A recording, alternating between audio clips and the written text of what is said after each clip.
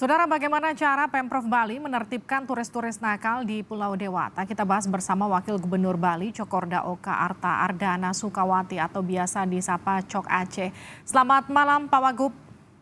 Selamat malam. Pak, bagaimana Pemprov Bali menindak warga negara asing yang melanggar aturan? Sejauh mana aturan ini ditegakkan? Iya, terhadap pelanggaran aturan, saya kira sepakat sebagaimana disampaikan Pak Menteri tadi, di manapun itu melanggar peraturan harus ditindak, termasuk di Bali. Tentu yang kita akan perhatikan adalah tingkat pelanggarannya, yang kemudian yang juga kita lihat adalah skop pelanggarannya, dia masuk ranahnya kemana, apakah tentang perizinan, tentu ini yang dikaitannya dengan imigrasi, kalau kaitannya dengan masalah berlalu lintas, tentu ini kaitannya dengan polisi atau Polda ataupun Polres dalam hal ini. Inilah kita akan lakukan, kita akan tertibkan yang betul. Kita sekarang tidak lagi memberikan toleransi, kita akan tindak tegas bagi pelanggar-pelanggar, khususnya warga negara asing yang berapa hari terakhir ini, berapa bulan terakhir ini sangat meresahkan sekali di Bali. Oke, Pak Wagub, kalau kita tahu kan di Bali itu rental motor itu jadi salah satu hal yang memudahkan bagi para turis.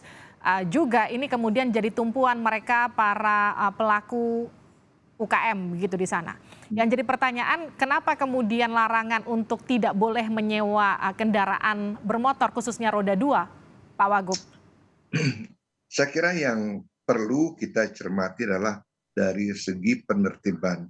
Tentang penyewaan motor, saya kira bukan persoalan baru dari dulu pun, terutama ketika fasilitas umum kita itu belum mencukupi, motor menjadi penghubung yang sangat efektif dari satu destinasi dari satu objek ke objek lainnya. Yang perlu ditertibkan adalah yang pertama dari sisi penyewanya. Nah, sekarang penyewanya kita susah kontrol, kadang-kadang perorangan yang punya motor satu ketika motornya digunakan disewakan begitu saja. Dari segi penyewa, saya kira ini pun kita tertibkan, apakah harus ada izin, apakah harus berbadan hukum, operasi, dan lain sebagainya. Kemudian tentu juga terhadap motor yang akan disewakan, kita juga lihat kelengkapan-kelengkapannya, apakah kelengkapan spion, rating, lampu, dan lain sebagainya juga sudah memenuhi syarat. Termasuk juga tahun keluaran kendaraannya juga perlu kita perhatikan.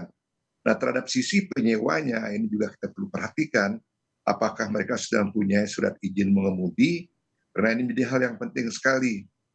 Kalau menyewa di tempat sembarangan, seringkali tidak pernah ditanyakan SIM atau surat izin mengemudi ini, sehingga mereka leluasa dan menjadi persoalan-persoalan ketika mereka ditangkap oleh aparat keamanan, oleh polisi, menjadi hal yang baru lagi berkembang akhirnya seperti itu. Oke. Yang kedua, tentu juga kultur mereka ini juga perlu kita perhatikan. Mereka kan berkendaraannya beberapa negara di jalur kanan. Nah, ini juga perlu pelatihan, tidak bisa mereka langsung mengambil motor, mereka langsung tancap gas di jalan. Demikian yang kaitannya dengan sewa-sewa motor itu. Baik, Pak Wagub, ini Bali kan selama ini dikenal sebagai surganya buat para wisatawan. Apakah kemudian ini jadi alasan turis bisa katakanlah seenaknya melanggar aturan yang kebetulan di negara mereka itu ketat tidak boleh dilakukan, tapi kebebasan ini lebih fleksibel dilakukan di Bali?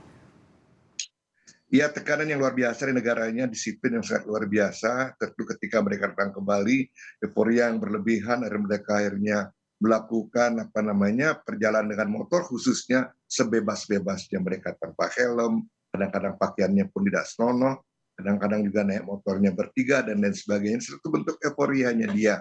Yang kedua, tentu juga dalam tanda kutip saya melihat ada perasaan mereka lebih maju, mereka lebih modern, sehingga bagaimana mereka mencerminkan atau mewujudkan kemajuan-kemajuan tersebut dalam bentuk kebebasan-kebebasan tersebut. Nah, ini juga hal yang perlu kita lihat, mereka menganggap dirinya luar biasa. Kita sering malahan mereka yang memarahin kita sebagai orang Bali, saya sering dimarah sama bule. Jadi ini kadang-kadang kok jadi terbalik, harusnya saya yang marahin mereka, ke mereka yang menyerahin saya gitu. Hal-hal seperti ini perlu kita juga perdalam, sehingga menurut saya sangat sepakat sekali, kita harus tertibkan, kita tidak bisa biarkan hal yang berkelanjutan di Bali. Ya, artinya kan sanksi dan aturannya juga harus ditegakkan, tak pandang bulu apakah kemudian itu wisatawan domestik ataukah kemudian mereka wisatawan asing, begitu ya Pak Wagub.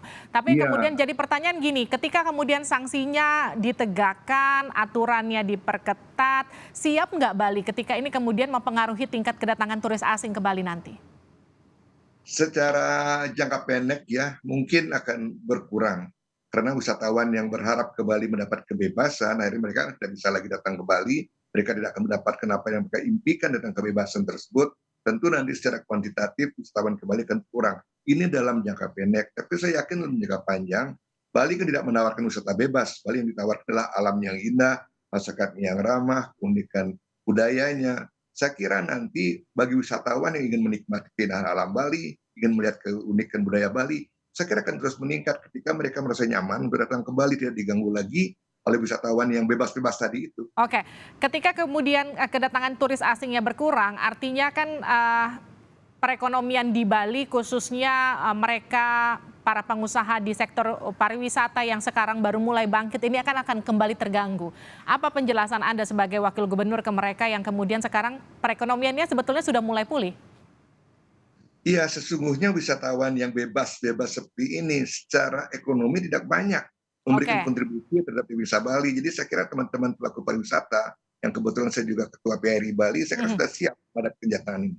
Baik, terima kasih Wakil Gubernur Bali telah bergabung bersama kami di Sapa Indonesia Malam. Terima kasih Pak atas waktunya.